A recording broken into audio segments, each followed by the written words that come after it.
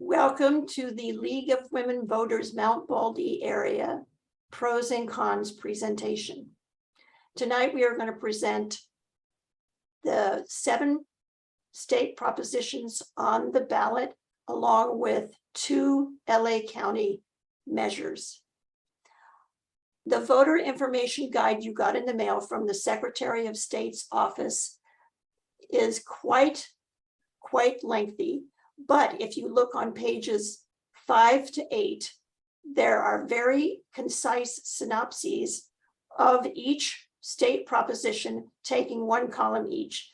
The staff at the Secretary of State's office is quite knowledgeable. They've been dealing with these propositions since their qualifying drives, so they know what's important.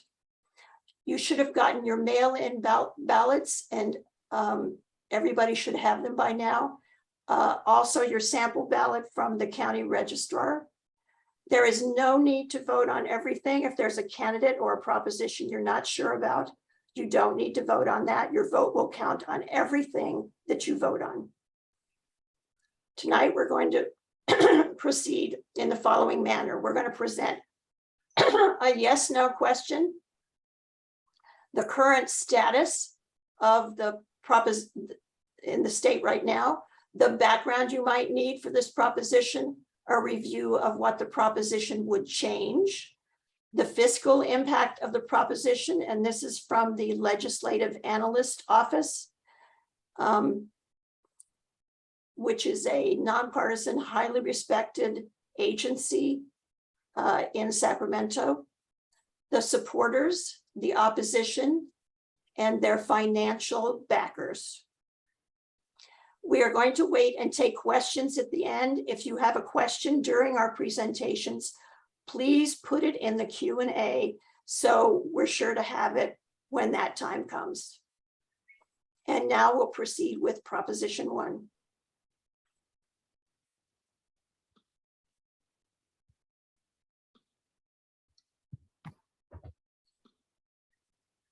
Hold on a second.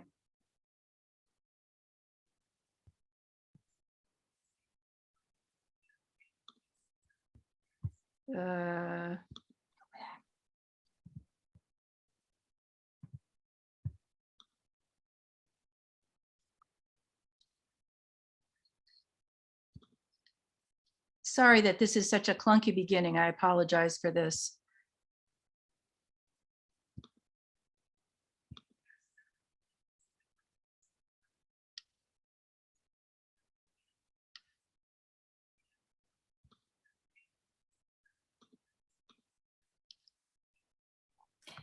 All right. Hi, everyone. My name is Amanda Hollis-Bresky. I'll be presenting on Proposition 1, also known as the constitutional right to reproductive freedom. The legislature put this on the ballot. If it passes, it changes the California Constitution. Proposition 1 was written in response to the Supreme Court's opinion in Dobbs versus Jackson's Women's Health Organization in June of 2022, in which, in upholding a Mississippi law banning abortion after 15 weeks, the Supreme Court overturned Roe versus Wade, thereby eliminating the federal protection for the right to choose an abortion. In its opinion, the majority asserted that rights which are not explicitly mentioned in the Constitution must be deeply rooted in the history and traditions of the nation. This leaves other important rights vulnerable, including the access to contraception, the right to interracial marriage, the right of same-sex couples to engage in intimate sexual conduct, and the right to same-sex marriage. In fact, in a concurring opinion, Justice Clarence Thomas explicitly stated that federal protection for other personal rights like these, and specifically contraception, should also be overturned. Currently, California recognizes the right to privacy in its constitution and recognizes the right to reproductive freedom in both statutory and case law. Proposition 1 seeks to further protect the fundamental right of privacy with respect to personal reproductive decisions, including whether to use birth control and whether to bear a child or choose to have an abortion, for all Californians by amending the California Constitution to explicitly guarantee those rights. You'll find the text of this amendment on page 77 of your voter information guide. I'll go ahead and read it. The state shall not deny or interfere with an individual's reproductive freedom in their most intimate decisions, which includes their fundamental right to choose to have an abortion and their fundamental right to choose or refuse contraceptives. This section is intended to further the constitutional right to privacy guaranteed by Section 1 and the constitutional right to not be denied equal protection guaranteed by Section 7. Nothing herein narrows or limits the right to privacy or equal protection. Now, the voter information guide said it's not clear how a federal legislative ban on abortion, such as the one currently proposed by Lindsey Graham, would impact changes which would be made by Proposition 1. However, I will say that because of the supremacy clause in the federal constitution, it is likely that any national ban enacted on the right to choose an abortion would overturn and supersede Proposition 1. Fiscal effect. Proposition 1 would change the California Constitution to expressly include existing rights to reproductive freedom. Because these rights already exist in California, Proposition 1 would have no direct fiscal effects. Supporters say that Proposition 1 will enshrine the fundamental right to an abortion and a fundamental right to contraception in the California state constitution. Doctors, nurses, and health providers all agree that yes on Prop 1 is necessary to keep reproductive medical decisions where they belong, with individuals and their healthcare providers based on scientific facts, not political arguments. Opponents say women already have the right to choose under California law, and the recent Supreme Court ruling did not and will not change this. Prop 1 is not needed to protect women's health or their reproductive rights. Prop 1 is an extreme and costly proposal that will punish taxpayers. Abortion seekers from outside of California will swamp California resources. Supporters of this ballot initiative include the Coalition to Protect Constitutional Abortion Rights, California Medical Association, Planned Parenthood Affiliates of California, the League of Women Voters of California, California Nurses Association, the American College of Obstetricians and Gynecologists, UCLA Center on Reproductive Health, Law, and Policy. They spent $10.5 million in support of this ballot initiative, 5 of that from tribal groups. Opponents include the California Catholic Conference, Dr. Anne Marie Adams, Tack Allen, the president of International Faith-Based Coalition, the Republican Party of California, and Assembly member Jim Patterson. They've not spent enough money on this ballot proposition to report. I'm Jerry Classic again, and I'm going to present the next 2 propositions. From now on, the propositions start at 26 and go all the way to 31. These 2 propositions are similar in that they are both constitutional and statutory amendments because they have to do with tribal lands. The question for Proposition 26 is, should California legalize in-person sports betting, roulette, and dice games at tribal casinos? Next. Okay, currently, the California Constitution does allow some gambling. We know about the lottery. There are card rooms in some communities in California. There is betting on horse races. And at the Indian casinos, there are slot machines and card games. However, sports betting is currently illegal in California. This proposition, as has already been stated in the question, legalizes roulette and dice games. It allows sports event betting at tracks and casinos. Tracks would pay 10% of the revenue to the state. Casinos have to negotiate with the state because they are considered sovereign nations. It also creates new enforcement laws. The fiscal impact, the LAO, the Legislative Analyst Office, says is a little bit uncertain. It would raise maybe tens of billions of dollars in revenue, but much of that money would go to law enforcement. After the education commitment for Prop 98, though, the proposition said 70% would go to the general fund, 15% to gambling enforcement, and 15% to problem gaming and mental health research. Next. Supporters say that this would aid American Indian self-sufficiency and community programs. It brings in money to the state. It would add more jobs. It provides the strongest age verification safeguards because you have to do it in person, and it strengthens enforcement. Next. Those against the proposition say it leads to more gambling addiction. It possibly puts existing card rooms in lower income communities out of business, and it creates non-union jobs with few benefits and little job security. Next. On the right are the groups that are supporting Prop 26. On the left is the financial support, $127 million on a campaign that's kind of mixed. It's yes on 26, no on 27. And most of that money is coming from various Native American tribes in California. Opposition. On the right are the groups that have signed the arguments against, and the financial support is for the opponents is $43 million from various card room casinos in those communities I mentioned. Okay, we're going to go on to Prop 27, which is the same type of proposition because it involves tribal compacts. Should California legalize online sports betting outside of Indian lands? Next. So we've already gone over what's legal gambling in California and what's illegal, and we know that sports betting is illegal in California.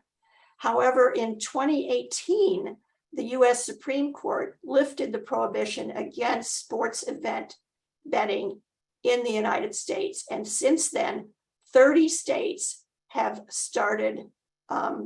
legalized sports betting.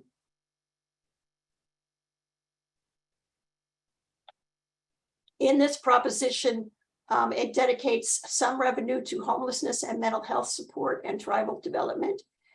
Licensed tribes and gambling companies could offer online sports betting. It pays the state a share of the betting profits, and it creates a new unit to regulate the online sports betting. The fiscal impact from the LAO's estimation is that it depends on a lot of variables. There are licenses that the online sports companies would need to get $100 million for 5 years for a license for those companies, or if it's a tribe, $10 million for a 5-year license. It depends on the number of people who participate, how many online companies decide to come to California, and the compacts that the state draws up with the tribes. It could bring in hundreds of millions of dollars in state revenue. Next. Supporters say that hundreds of millions of dollars would support programs that alleviate homelessness, mental health, and addiction in California. And that online sports gambling is already happening. It's very easy to do, and it would give some tribes more profits. Next. Opponents say it's a deceptive measure that sends most of the money to out-of-state online gambling businesses. The very high fees are hard for smaller tribes, make it hard for smaller tribes to take part. Tribes with casinos and smaller card rooms are concerned about the decrease in numbers. It adds to gambling addiction, and it's difficult to impose the 21-year-old age limit when you're online. Next. Okay, you see supporters that have signed statements in support on the right. And the financial support so far is $169 million, mostly from online gambling companies. Next. And opponents you see on the right, and they've raised $160 $16 million. And that's again, mostly from American Indian tribes. That's it. Hi, my name is Gina Trexler Souza. I'm going to be presenting on Proposition 28, which concerns arts and music in public education. The question that we're asking, or that this measure is asking, is should California set aside some of its revenue to fund arts and music education in K through 12 public schools? Currently, the state of California does not require local education agencies to provide arts and music education in elementary or middle school. So as of now, the state has no annual source of funding for that. The proposal that Prop 28 puts forward is that it would require the state to set aside some of its revenue to fund arts and music education. That would be equal to, at minimum, 1% of total state and local revenues that education agencies receive under Prop 98, which was passed in 1988. The fiscal effects of this would be an annual cost of $800 million to $1 billion that would come from the general fund. There's no increase in taxes.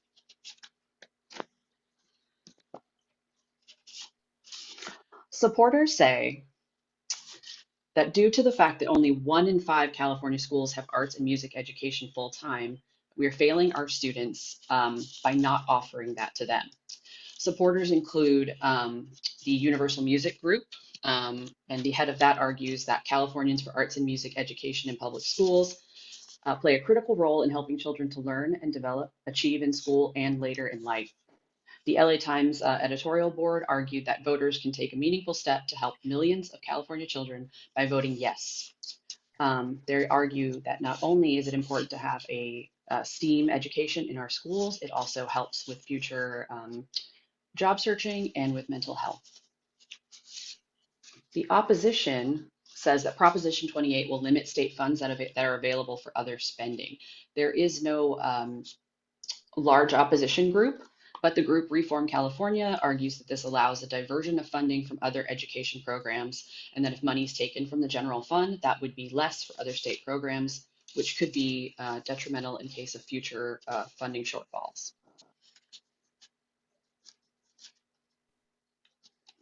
The supporters for yes on Proposition 28 include Austin Buettner, the former LAUSD superintendent, as well as the California Teachers Association and Universal Music Group. As of right now, their organization has primarily been Californians for Arts and Music Ed in public schools. They've been leading the Arts in Mind campaign, with the majority of this $10.1 million being spent on that campaign. There's not enough to report in terms of financial support against Prop 28, but again, the argument is that this would decrease funding available for other purposes and programs, although it's not diverting funding from anything that exists now.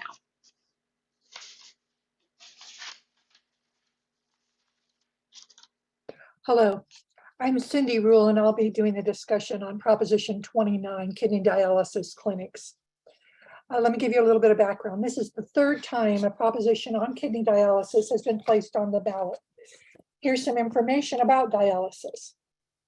About 80,000 Californians receive dialysis at about 650 clinics in California. 75% of these clinics are owned and operated by 2 companies, DaVita Incorporated and Fresenius Medical Care. Treatments take 2 to 4 hours and are given 3 times a week by specially trained technicians. Most clinics, they're open 6 days a week. Medicare and Medi-Cal pay for most patients' treatment.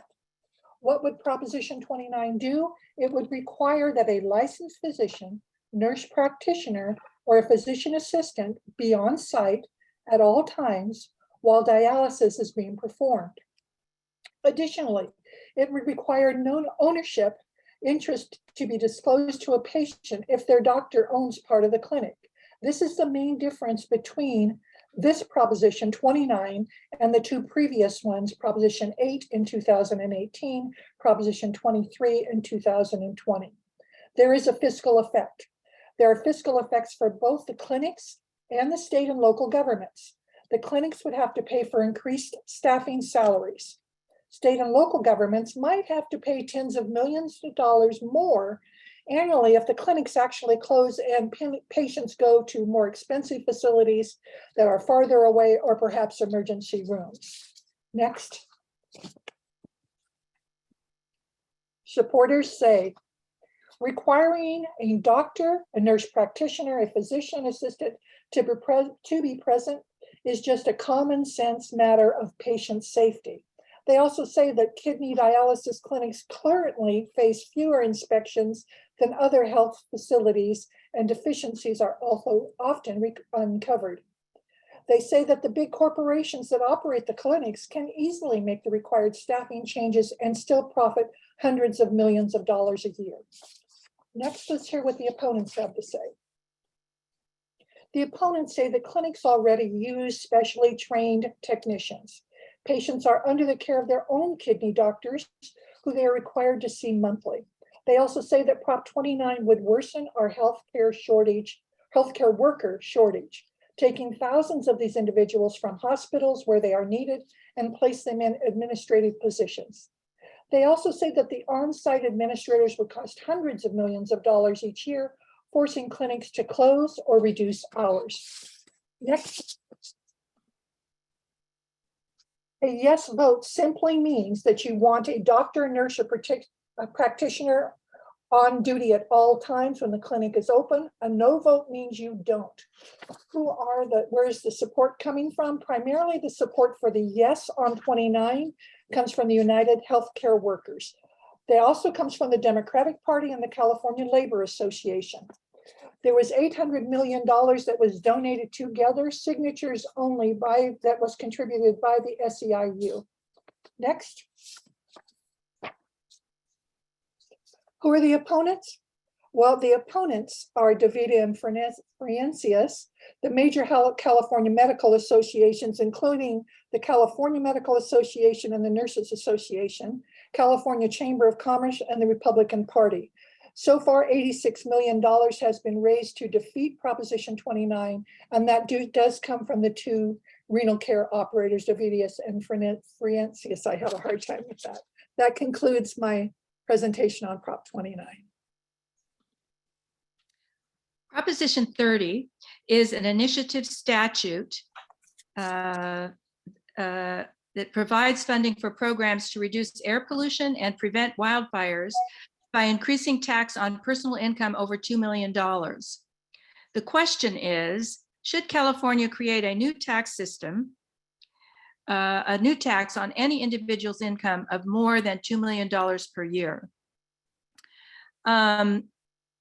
The state collects money on income in California, and in 2020, the state collected over 130 billion income in taxes.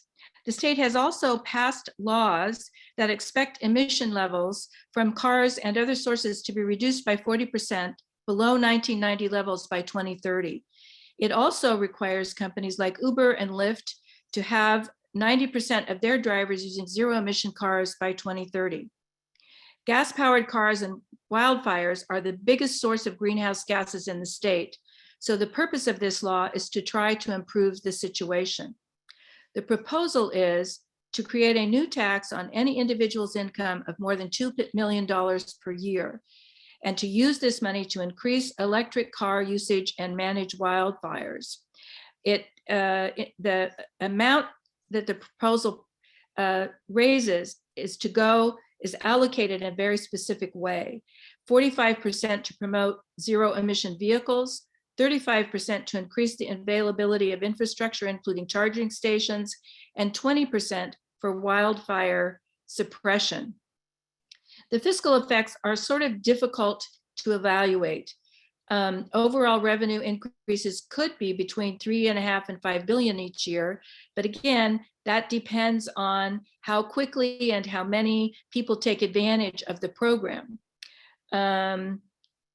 The program also managing it would cost money, and that would probably be in the tens of millions and maybe the low hundreds of millions of dollars, depending on the size of the program, which is difficult to predict. Supporters say that greenhouse emissions from cars and other transportations are the largest contributors to climate change, and we need to take action now. Opponents say if these projects are really important, they should be paid for with the general fund, not new taxes. The California State Firefighters Association, American Lung Association, Coalition for Clean Air are all yes on Prop 30. The financial support has come almost exclusively from LIFT and its specific supporters at 46.8 million. No on Prop is the California Teachers Association, Howard Jarvis Taxpayers Association, California Small Business Association, and their financial support has been about 8.9 million. My name is Barbara Rugeley, and I'll be presenting information about Proposition 31.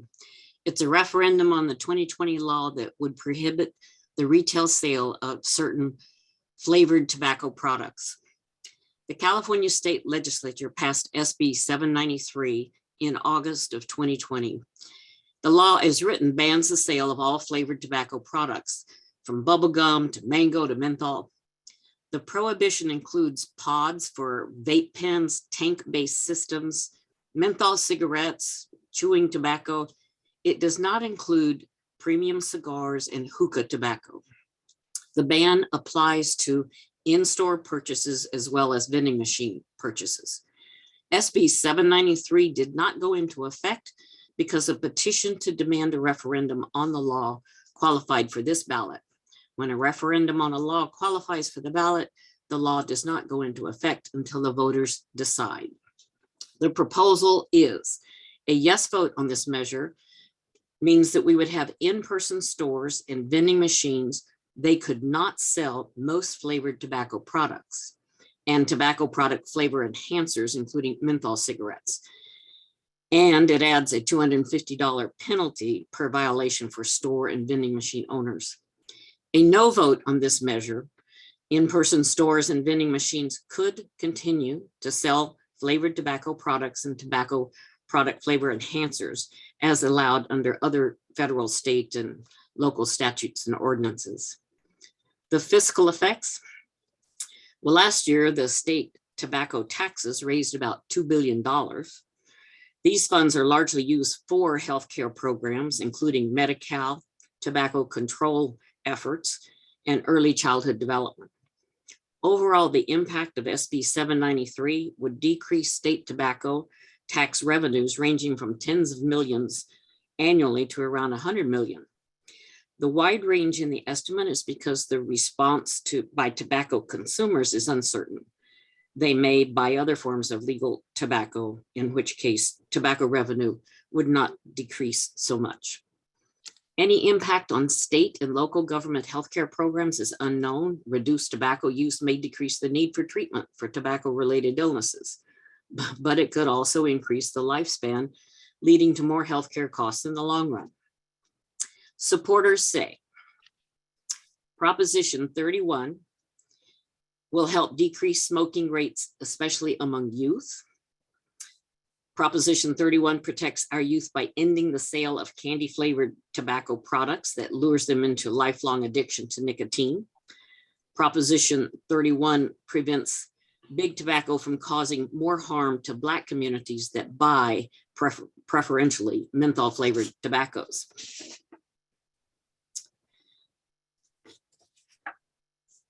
More than 2 million middle and high school students in the United States use e-cigarettes, which deliver large doses of addictive nicotine. In California, 96% of high school e-cigarette users choose flavored products. Nationally, 80% of kids who use tobacco started out with a flavored product. Supporters say, nicotine, I've already said that. Opponents say, Proposition 31 is simply prohibition of tobacco sales to adults. Proposition 31 will drive more tobacco sales into the illegal market that already exists. Prop 31 goes too far in banning some products that the FDA allows, which will cause people to buy other tobacco products that are more harmful. The proponents have raised over $37 million. 94% of that came from Michael Bloomberg himself. The remaining 6% came from Kaiser, California Teachers Association, and other health programs. The opponents have raised $2 million, and it's been largely by the tobacco companies and all of their affiliates. That's the end of the Proposition 31 presentation.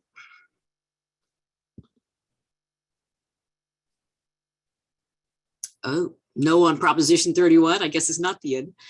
Central Valley Business Federation, Cal Asian Chamber of Commerce, California Hispanic Chambers of Commerce. They have raised $31,000. That's the end. Okay, back one, please. I'm sorry, Jerry. Back one, please. Go back one. Sorry. This is Jerry Classic again. I'm going to present the two LA County measures on the ballot. The first one is Measure A. It's a county charter amendment. And the question is, should the LA County Board of Supervisors be authorized to remove a sheriff from office for cause by a 4/5 vote? Next.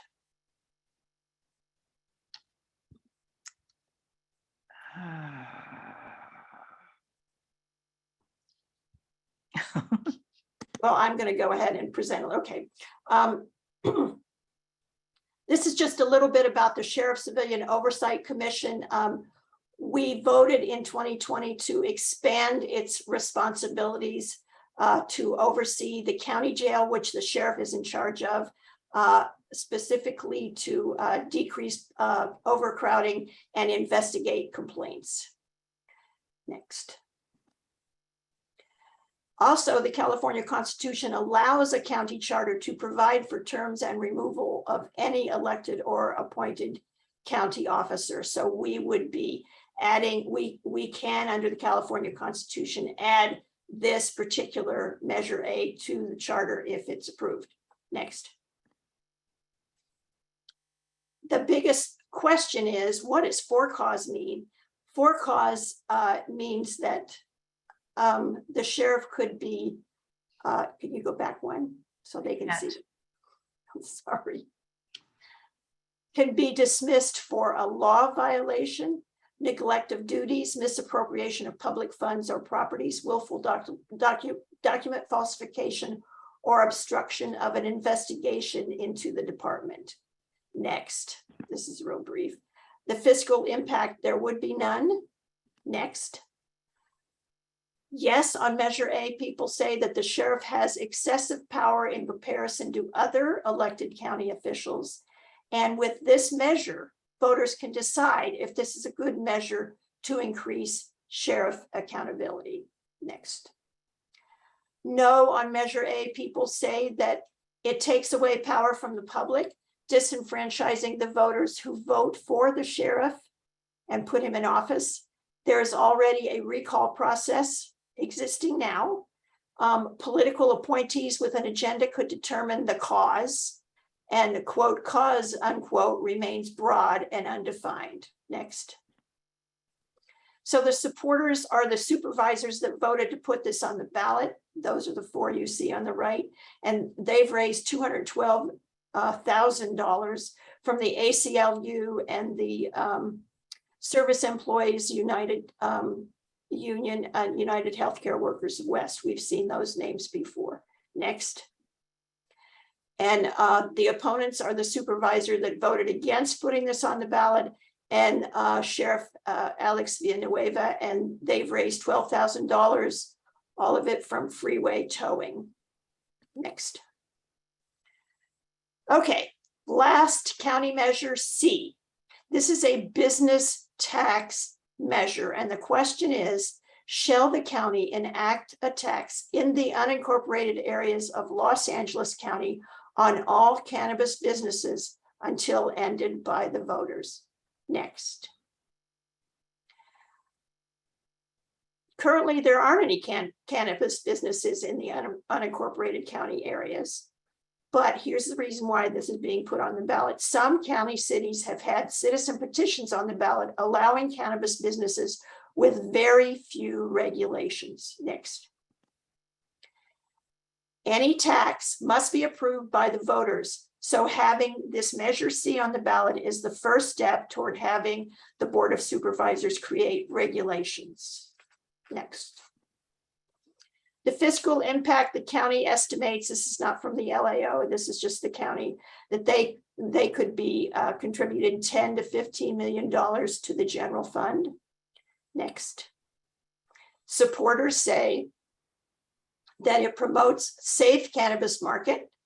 The tax rates are meant to ensure the legal market is viable. The rates aren't too high that they're unaffordable. And again, the revenue goes to the general fund of the county. And there's been no reported financial support so far. And opposition says if permits are granted, illegal markets would continue, and the tax rates do not distinguish between medicinal and recreational use of marijuana. No more support. Time for questions.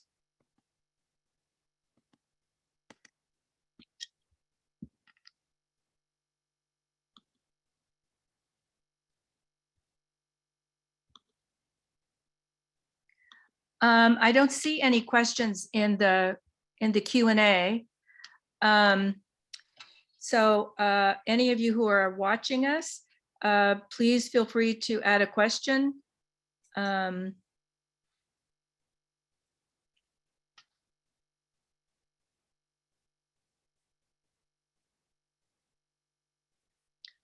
Somebody raised their hand.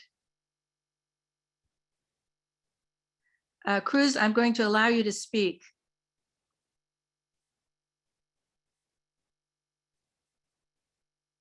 If you have any resources for the voting on the judicial appointment or the judicial, the judges, that always confuses me. We actually don't, Oh, okay. but thank you for the question. Okay. Amanda, I have a question of you about Prop 1. You said we should assume that any legislative law that was passed would take precedence over even our Constitution, but you introduced it by saying there was some question about that. I'm curious as to what the question is.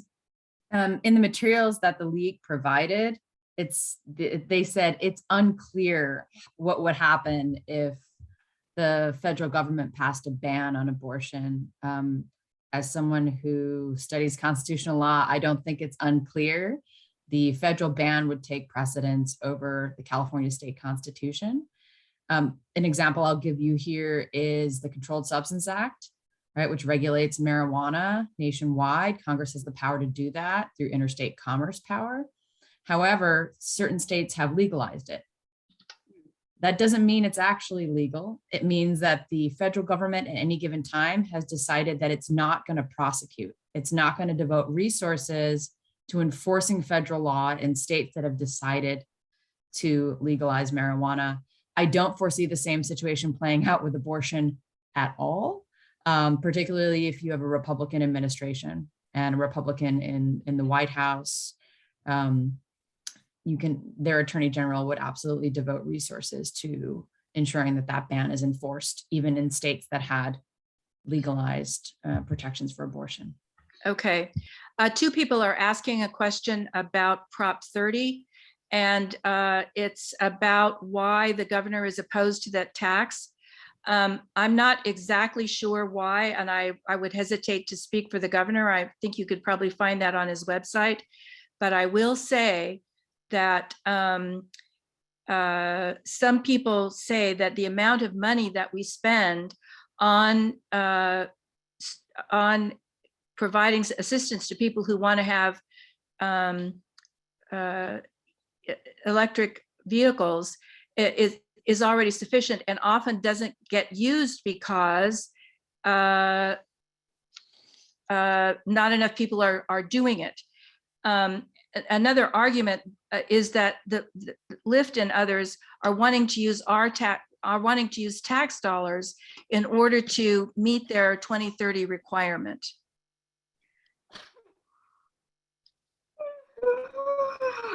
That is at the moment I have a question for Jerry, please. Jerry, what happens if 26 and 27 both pass? 27 has a specific statement in it that says if both pass, they don't conflict. They're mutually, mutually, they agree with each other. So there's no conflict there. I'm not sure the Proposition 26 people would agree, but they haven't, as far as I know, they haven't made a statement, but 27 says if they both pass, there's no problem.